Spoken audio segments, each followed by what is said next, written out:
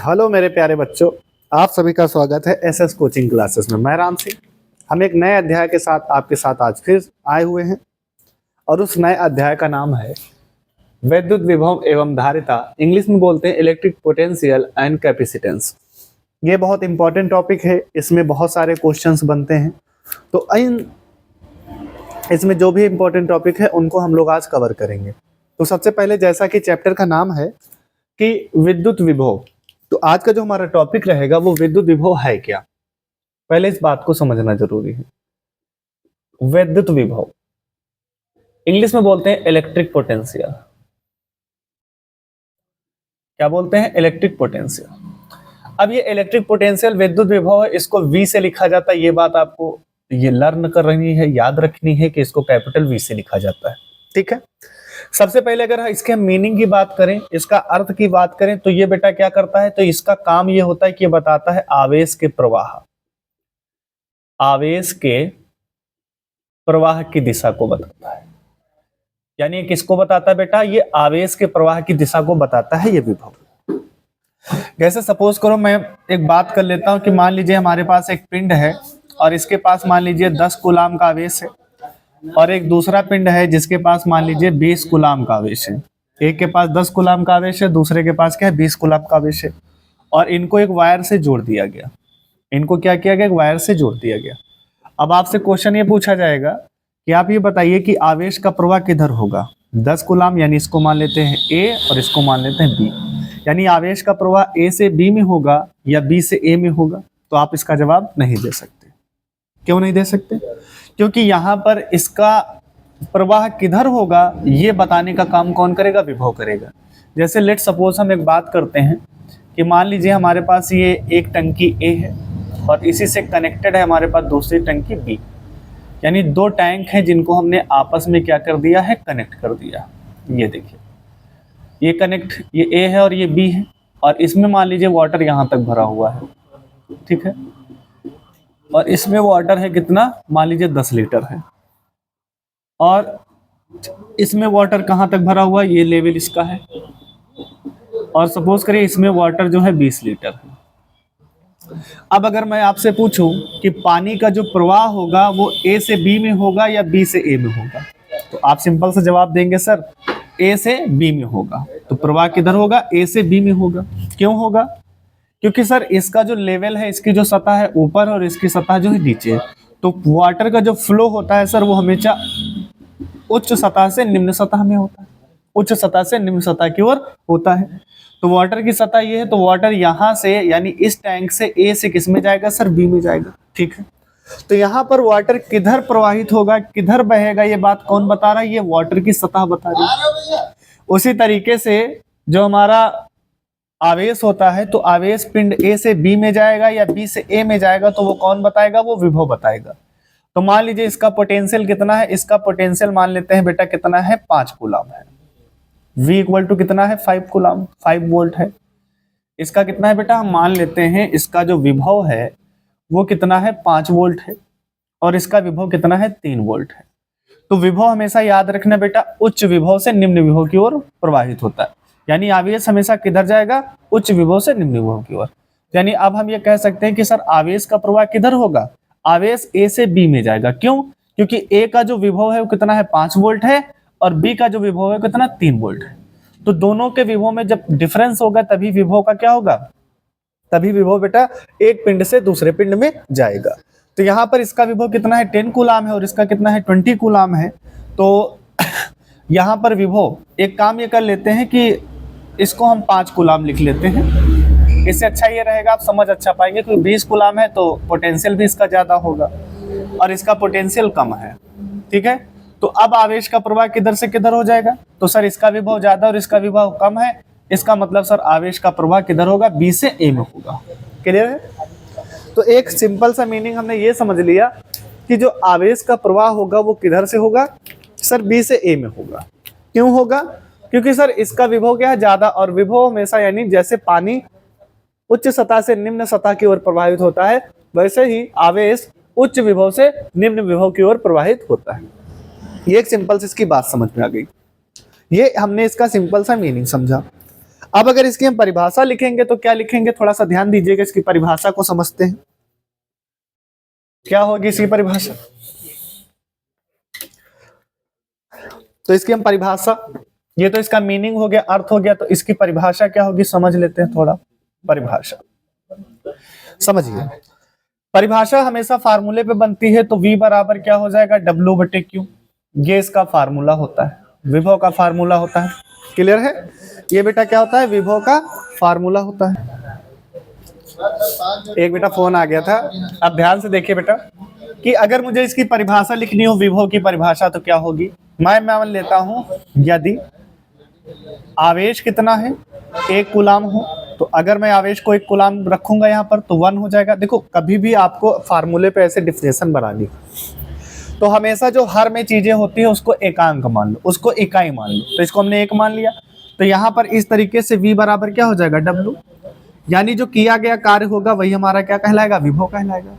यानी अगर हम यहाँ पर बात करें तो आवेश का क्या हो रहा है बेटा, प्रवाह हो रहा है, आवेश एक जगह से दूसरी जगह पे जा रहा है। ठीक, तो आवेश यानी एकांक आवेश को एक जगह से दूसरी जगह में ले जाने में जो कार्य करना पड़ता है वही उसका क्या कहलाता है, विभव कहलाता है।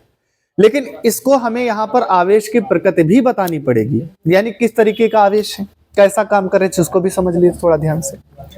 कि सपोज करिए, मान लीजिए हमारे पास ये एक विद्युत क्षेत्र है, यहाँ पर एक कोई प्लस Q आवेश है और ये इसका क्या है, विद्युत क्षेत्र है, और यहाँ पर अनंत पर एक कोई आवेश है, इसको मान लेते हैं एकांक धन आवेश है। एकांक धन आवेश की हम पीछे पहले परिभाषा पढ़ चुके हैं। तो एकांक धन आवेश को विद्युत क्षेत्र में स्थित किसी बिंदु तक, यानी सपोज करिए इस बिंदु तक, यानी यहां से इस बिंदु तक लाने में हमें क्या करना पड़ेगा सर, कार्य करना पड़ेगा।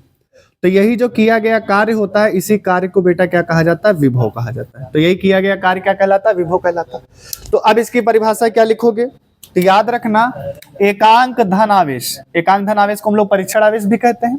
तो एकांक धन आवेश को अनंत से विद्युत क्षेत्र में स्थित, ये विद्युत क्षेत्र है, कोई आवेश होता है उसके चारों ओर अपना विद्युत क्षेत्र होता है, तो विद्युत क्षेत्र में स्थित किसी बिंदु तक लाने में जो कार्य करना पड़ता है वही किया गया कार्य उस बिंदु पर क्या कहलाता है, विभव कहलाता है। ये इसकी परिभाषा होगी।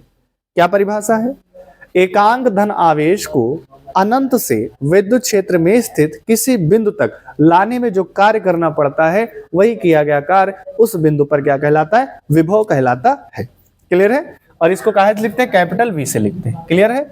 अगर हम इसके मात्रक की बात करें विभव के, तो देखो मात्रक इसका कैसे बनता है, कार्य का मात्रक क्या होता है, जूल होता है। किसका बेटा, कार्य का मात्रक क्या होता है, जूल, और कूलाम का आवेश का मात्रक क्या होता है, कूलाम। तो इसका मात्रक क्या हो जाएगा, जूल प्रति कूलाम, या इसी का एक जो बहुत ज्यादा एसआई मात्रक वोल्ट बहुत ज्यादा प्रचलित रहता है, वोल्ट। तो इसका मात्रक क्या होता है, वोल्ट होता है। क्या होता है, वोल्ट होता है। तो ये हमारा क्या कहलाता है बेटा, विभव कहलाता है। क्या कहलाता है, विभव कहलाता है। अब यहाँ पर विभव समझ में आ गया, तो विभव क्या है सर, समझ लीजिए क्या है इसका प्रैक्टिकल वैल्यू क्या है सर। ये विभव एक प्रकार का कारक है जो आवेश के प्रवाह की दिशा को बताता है, यानी आवेश किधर से किधर प्रवाहित होगा ये बात बताता है। इसकी परिभाषा भी हमने बात कर लिया। अब इसी से रिलेट करता हुआ एक और टॉपिक आता है जिसका नाम है विभवांतर। क्या नाम है, विभवांतर। अब ये सर विभवांतर क्या होता है, पहले इस बात को भी थोड़ा सा समझ लेते हैं। देखिए विभव और विभवांतर की परिभाषा में कोई अंतर नहीं है, दोनों ही एक जैसी चीजें हैं, बहुत ज्यादा डिफरेंस इनमें नहीं है। इसको बोला जाता है विभवांतर। ये क्या है बेटा, विभवांतर। नाम से पता चला विभव में अंतर मतलब विभवांतर, यानी इसको बोला जाता है पोटेंशियल डिफरेंस।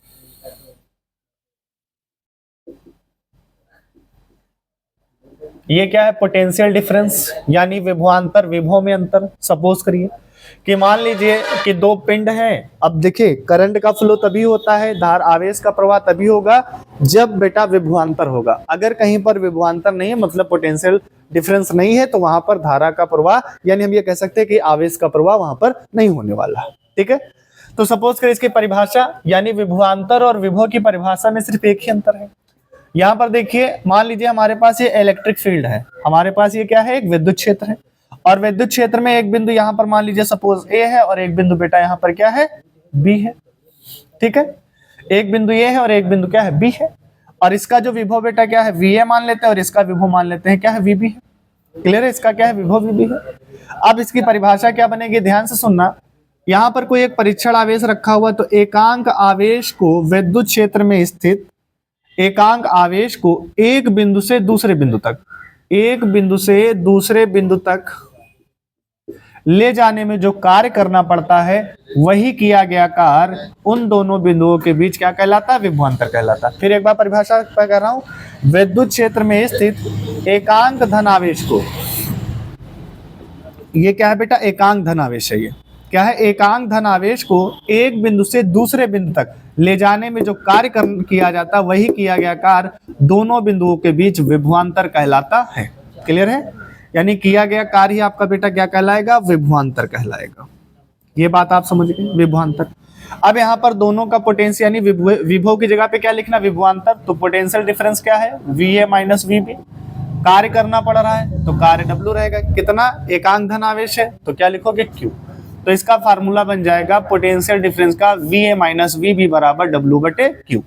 अब इसका भी मात्रक की अगर हम बात करते हैं तो बेटा मात्रक इसका सेम होगा, तो इसका मात्रक क्या हो जाएगा, एक तो वोल्ट हो जाएगा और दूसरा क्या हो जाएगा, जूल प्रति कूलाम हो जाएगा। तो वोल्ट याद रखना सबसे आसान पड़ता है, जूल प्रति कूलाम हो जाएगा। तो ये हमारा क्या कहलाया, पोटेंशियल डिफरेंस कहलाया।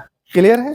अब जो हम अगला टॉपिक पढ़ने वाले हैं वो बहुत ज्यादा इंपॉर्टेंट टॉपिक है, जिसका नाम है बिंदु आवेश के कारण विभव की गणना करनी है। किसके कारण, बिंदु आवेश के कारण विभव की गणना करनी है। मैं इसको थोड़ा सा साइड से लिखता हूं ताकि हमें पूरा डेरिवेशन आ जाए। बिंदु,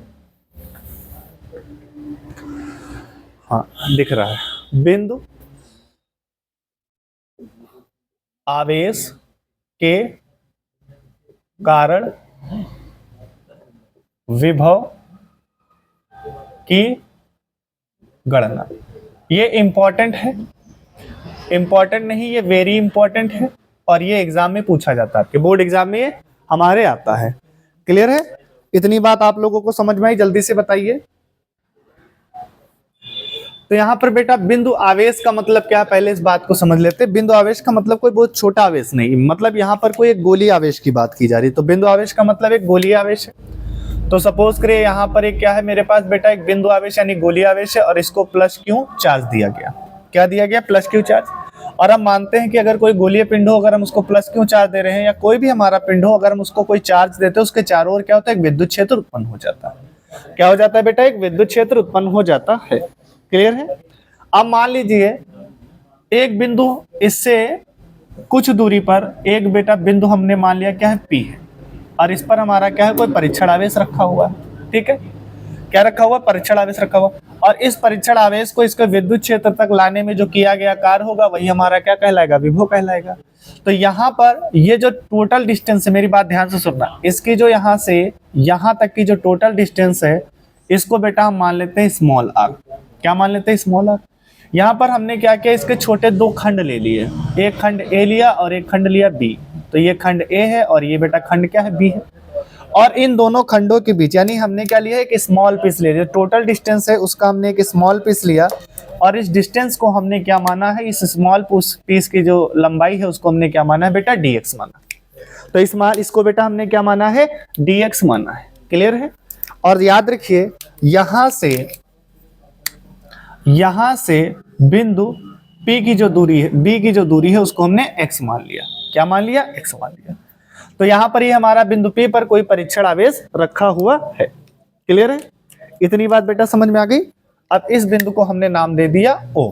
ठीक, अब इसके बाद आपको क्या करना है, माना की करके लिखना है।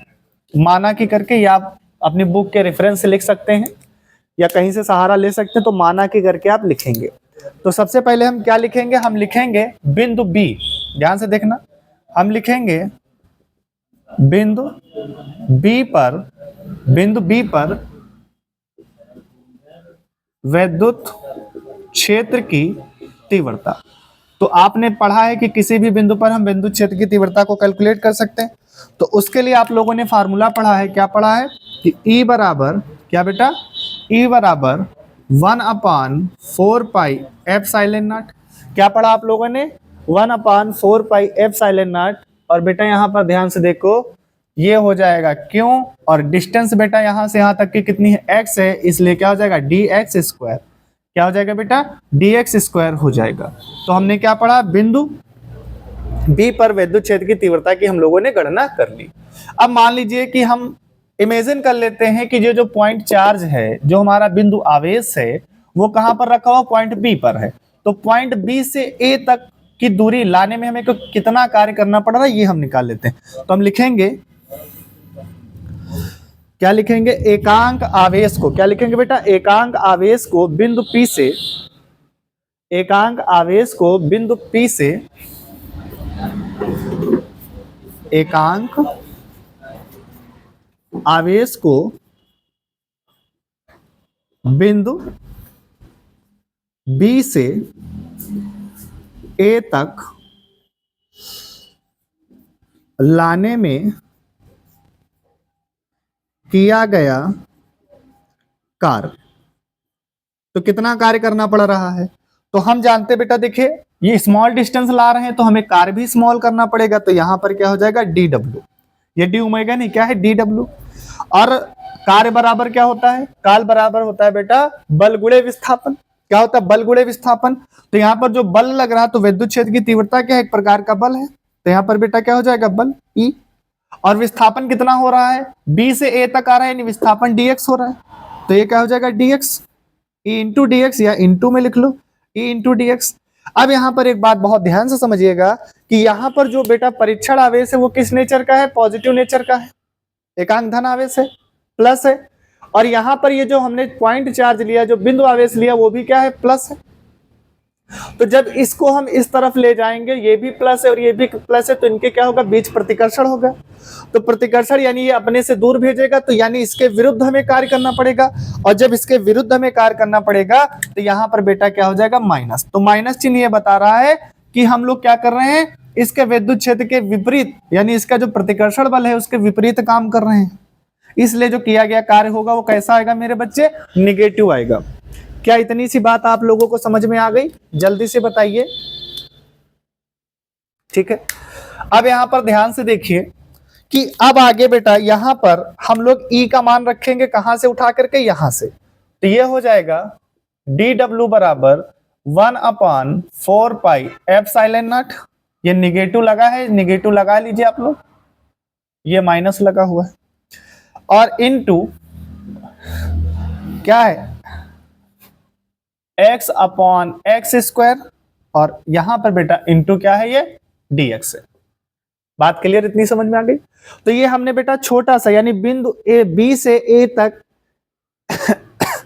एकांक आवेश को पॉइंट B से A तक लाने में ये हमारा जो है किया गया कार्य है। सपोज करिए इसको मान लीजिए इक्वेशन नंबर 2, मान लिया इक्वेशन नंबर 2।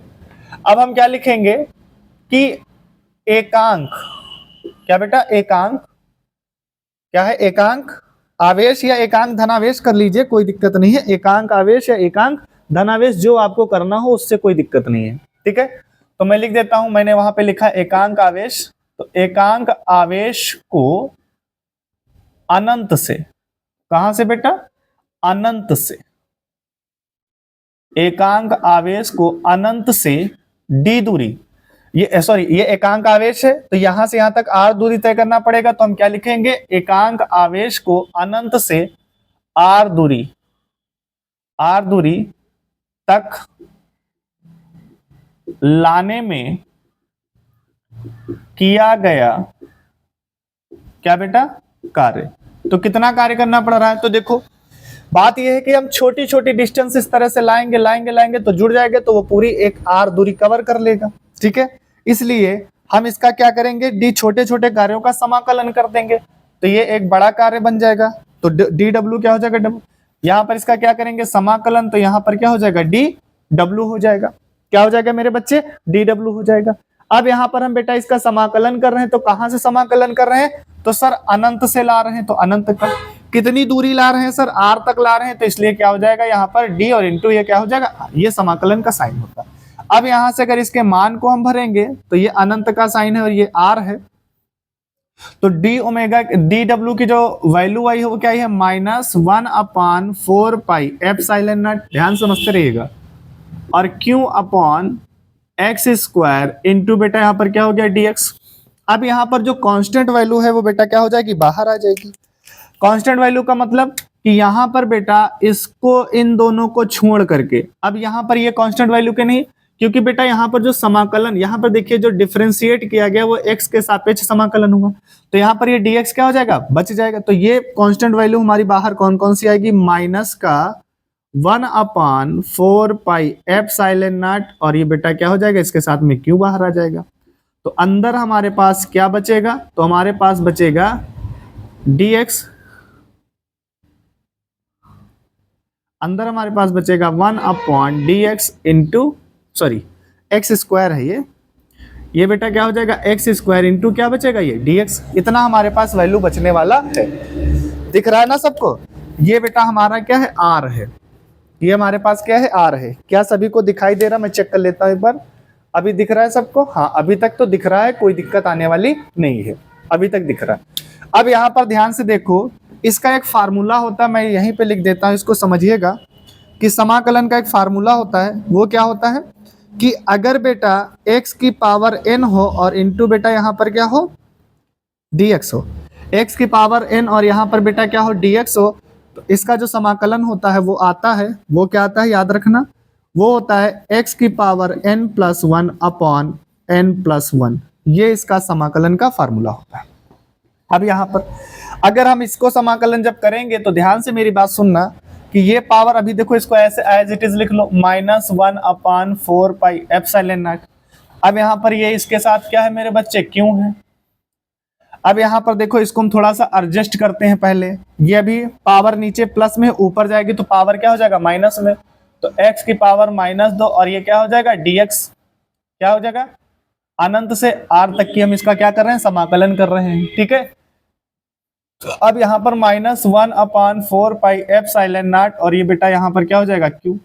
अब यहाँ पर बेटा जब हम इसका समाकलन कर देंगे, समाकलन का चिन्ह हट जाता है, तो क्या आएगा, यहाँ पर देखो x है, यहाँ पर देखो x है, n की जगह पे क्या लिखा है, -2 लिखा है, तो n की जगह पे क्या लिखोगे, -2, तो x के और ये क्या हो जाएगा, -2, और प्लस में क्या है, 1 है, तो प्लस में क्या लिखोगे, 1 अपॉन, यहाँ पर देखो n की जगह पे क्या लिखा है, n की जगह पे -2 है, यानी n की जगह पे क्या लिखना है, -2 और ये प्लस का 1।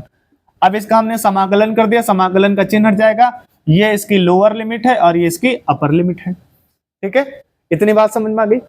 अब यहाँ पर ध्यान से देखो, इसको हम और सॉल्व करेंगे तो -1/4 पाई एप्सिलॉन नॉट और ये हो जाएगा q। अब यहाँ पर ध्यान से देखो, यहाँ पर ये 2 में से 1 जाएगा तो x की पावर -1 बचेगी और यहाँ से बेटा ये क्या बचेगा, -1 बचेगा। क्लियर है। इस -1 का इससे मल्टीप्लाई हो जाएगा तो ये प्लस हो जाएगा, तो 1/4 पाई एप्सिलॉन नॉट ये क्यों हो जाएगा, और x की पावर -1 थी, ये बटे में आ जाएगी, ये लोअर लिमिट अपर लिमिट लिख लेना, तो ये हो जाएगा 1/x। अब बेटा क्या करेंगे, इस डिब्बे को हम सॉल्व करेंगे तो क्या करेंगे, upper limit minus lower limit होता है, तो 1/4 पाई एप्सिलॉन नॉट और into Q. Upper limit minus lower limit का मतलब क्या है कि एक बार पहले हमें x की जगह पे क्या रखना है, r, तो 1/r हो जाएगा, और एक बार x की जगह पे अनंत रखना है, तो अपर लिमिट से लोअर लिमिट घटा दोगे तो वो क्या हो जाएगा, 1/ अनंत हो जाएगा। अब यहाँ पर एक बात आपको याद रखनी है, छोटी सी बात है कि 1/ अनंत की जो वैल्यू, 1/इनफिनाइट की वैल्यू जो होती है वो 0 होती, तो ये तो 0 हो जाएगा। तो अब हमारे पास ओवरऑल जो फार्मूला आएगा वो क्या आने वाला है, वो आने वाला है 1/4 पाई एप्सिलॉन नॉट, और यहाँ पर बेटा ये क्यों था, और ये वाला r, ये क्योंकि ये तो शून्य हो जाएगा, ये 0 हो गया तो बचा r, और r इसकी जगह पे आ गया। और हमने क्या कहा था कि अनंत से हम एकांक आवेश को अनंत से r दूरी तक ला रहे हैं, तो अनंत से किसी विद्युत क्षेत्र में स्थित किसी बिंदु तक लाने में किया गया कार्य, तो यहाँ पर बेटा हम क्या कर रहे थे, ये कार्य कर रहे थे, तो लाने में गए किया गया कार्य हमारा क्या कहलाता है, विभव। यानी अब ये कार्य जो बन चुका है वो बेटा क्या बन चुका है, विभव बन चुका है। तो यानी ये हमारा क्या हो जाएगा, विभव का फार्मूला हो जाएगा। तो ये हम लोगों ने क्या सीख लिया कि किसी बिंदु आवेश के कारण अगर मुझे विभव की गणना करनी है तो उसका विभव कितना आएगा, v = 1/4 pi epsilon not q/r। तो इस तरीके से सिंपल से हम लोगों ने इस फार्मूले को कैलकुलेट कर लिया है, आवेश की गणना कर ली है, और मैंने कोशिश ये की है कि कम समय में ज़्यादा अच्छा वीडियो और ज़्यादा से ज़्यादा मैं आप लोगों को बता सकूं। ठीक है, तो इसी क्लास को यहीं पे समाप्त करते हैं। इसको जरूर याद कर लीजिएगा, नोट कर लीजिएगा। अगर एक बार नहीं समझ में आया 2 बार पढ़िएगा। हालांकि जो हमारे बायो के स्टूडेंट्स हैं उनको तकलीफ होने वाली है, जो मैथ के स्टूडेंट्स हैं उनको तकलीफ होने वाली नहीं है, लेकिन बायो के स्टूडेंट को तकलीफ उनको भी नहीं होगी। सिर्फ एक फार्मूले का यहाँ पर यूज किया गया, बाकी सब बहुत आसान कैलकुलेशन है, आप आराम से कर सकते हैं। बिल्कुल कहीं पर कोई कठिनाई आने वाली नहीं। एक बार में ना समझ में आए 2 बार देखिए, 2 बार ना समझ में आए तो 3 बार देखिए, लेकिन समझ में आ जाएगा, ये हमारी गारंटी। लेकिन जब आप देखेंगे बार बार तब। तो आज के लिए दोस्तों इतना ही। नमस्कार, मिलेंगे नेक्स्ट क्लास में नए टॉपिक के साथ। तब तक के लिए जय हिंद।